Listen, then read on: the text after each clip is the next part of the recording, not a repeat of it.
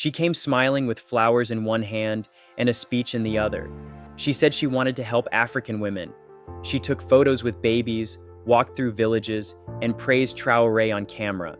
But behind the kindness was a secret job, and when the truth came out, she didn't just lose her fake charity.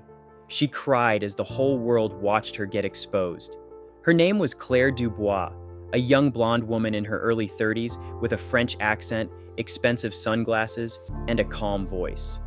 She arrived in Ouagadougou as the director of a Western NGO called Hope Forward, claiming to support girls' education and women's health. She gave interviews on state TV praising President Ibrahim Traoré for giving African youth the courage to dream. She visited schools, took selfies with market women, and donated boxes of books and solar lamps. "It's not about politics," she said. "It's about people." But she wasn't here for just people. She wasn't even based in Burkina Faso. Her real base was in Abidjan, Côte d'Ivoire, and her real job was much darker. While she toured rural villages by day, her nights were filled with encrypted phone calls and quiet messages to unknown contacts. She always traveled with a media officer, a tall man who never gave his name. She carried 2 phones, one public, one for security. She often asked odd questions. How far is the nearest military base? How often do soldiers change shifts in these areas? Has Burkina Faso received any drones recently? At first, no one questioned her. She was polite, clean, fluent in French, and she gave out free things. But something felt strange. One woman in a small village whispered to a local leader, "She's not here to help us. She's here to find something." Meanwhile, Burkinabe intelligence had already flagged her.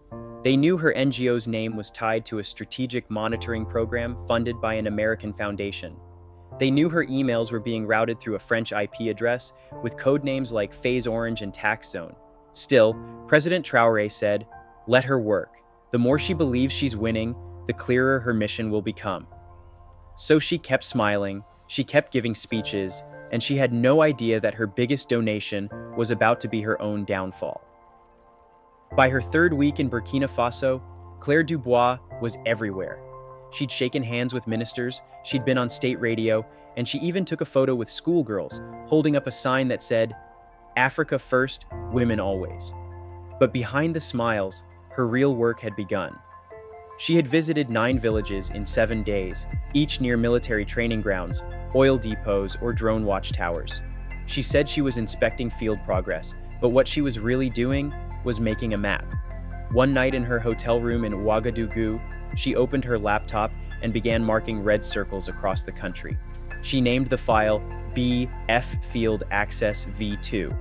The circles weren't schools. They were military routes, border patrol bases, and drone delivery lines. That same night, she attached the map to an encrypted email. He said gently, "You speak of trust. Would you trust us enough to answer a few questions live?" Claire froze. "Of course," she replied, trying to laugh it off, but the room was silent now. The clapping had stopped, the cameras had zoomed in, and on the screen behind her, a file appeared labeled BF Field Access V 2.pdf. She turned, her eyes widened. It was her map, and this conference was no longer a celebration, it was the beginning of a reckoning. The screen behind Claire glowed with red circles, marked locations, and coded names. She blinked and swallowed hard. The smile disappeared. The file on display wasn't some random image. It was the exact classified military access map she had sent 2 nights earlier from her hotel room to an encrypted server in Abidjan. President Ibrahim Traoré stood calmly in front of her. "Claire," he said softly, "do you recognize this?" She hesitated. I'm not sure where this came from." He didn't interrupt. Instead, another document appeared behind her, an email. The sender, claire.dubois@hopeforward.org. The subject, Phase Orange Tracking Comm Vehicles, Civilian-Friendly Zones. The body, BF West routes exposed, minimal resistance from volunteers. Use school visits for visual confirmation. Mission continues. Her own words. Gasps filled the room. Even the foreign diplomats leaned forward in disbelief. A local journalist stood up from the back row and shouted, "She was spying on the army, using women and children to hide her mission." Claire's hands began to shake. "This isn't what it looks like," she said quickly. "I was only sending data for fundraising." "Fundraising?" Traore asked quietly. He turned to the audience. We cloned her devices, every file, every message. We traced her instructions from Abidjan to a NATO-linked office titled Cultural Research Desk. She said she came to help our women, but she came to weaken our defense. And worse, she did it while holding our children's hands. Claire started crying. Tears ran down her cheeks as the truth hit her, not just the evidence, but the eyes of hundreds of people watching her crumble on stage. One woman in the audience stood up and shouted, "You used us! You lied to us!" Another whispered, "She took photos of my child. I trusted her." Claire dropped the mic. She looked to Traore. "Please, can we talk in private?" "Not like this."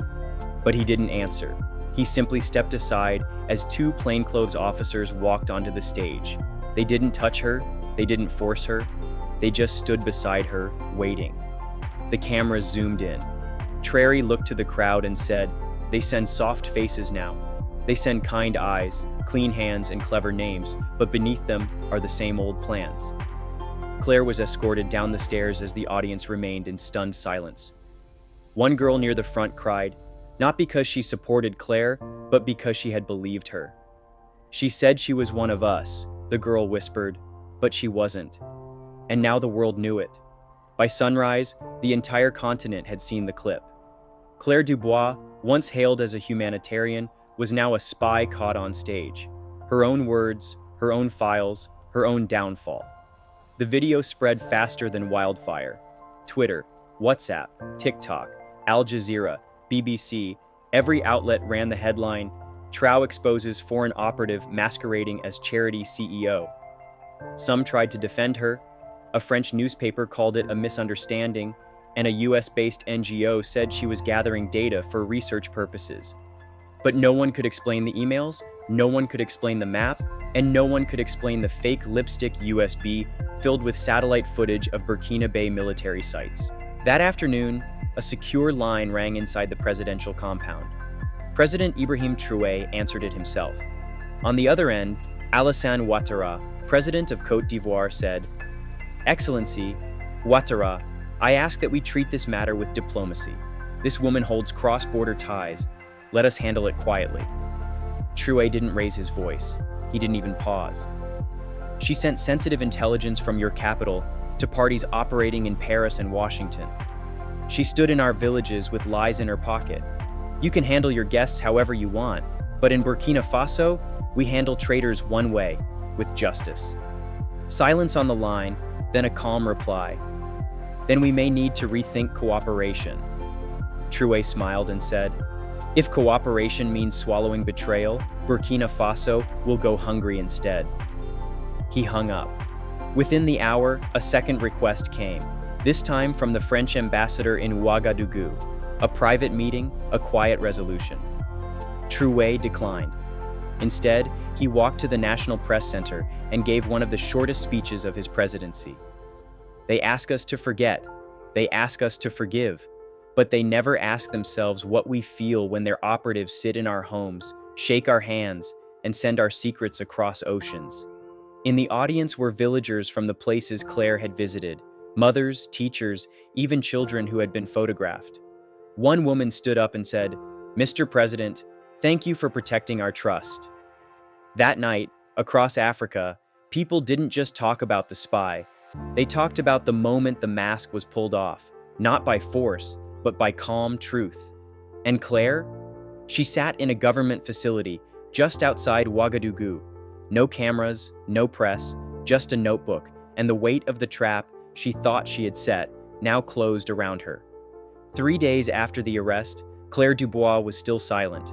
No press statement, no apology. No embassy official could clean up what had already burned across the internet.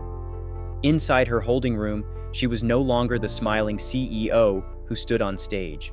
She was just a woman staring at the walls. Her mission collapsed under the weight of its own lies. But outside, Burkina Faso had already moved on, not in forgetfulness, but in strength. In a packed hall at the University of Ouagadougou, students held an event titled, "They used to send soldiers, now they send smiles." Paintings were displayed, speeches were given. The most powerful moment came when President Ibrahim Traoré walked in unannounced.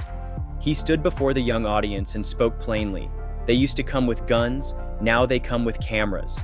They used to hide behind uniforms, now they hide behind causes. But whether they wear suits or scarves, whether they speak French or English, if they come to break us, they will leave exposed. The crowd stood up and applauded for almost a minute, but Traore wasn't done.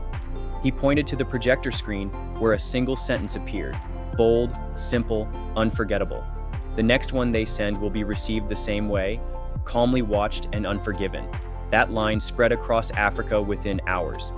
Young people turned it into stickers, poets turned it into verses, activists painted it on walls from Dakar to Dar es Salaam. Even some Western journalists began asking tougher questions back home. Why do we keep getting caught where we claim we're helping? Meanwhile, the story of Claire Dubois became a symbol not just of espionage, but of a larger truth. Africa is no longer soft ground, and Burkina Faso under Ibrahim Traoré will no longer bow to diplomacy dressed as deception. As for Claire, she was eventually released, but banned for life from re-entering Burkina Faso or any allied Sahel nation. Her name is now remembered not for her charity, but for the moment she stood on stage holding a microphone and found herself caught, exposed, and crushed by truth.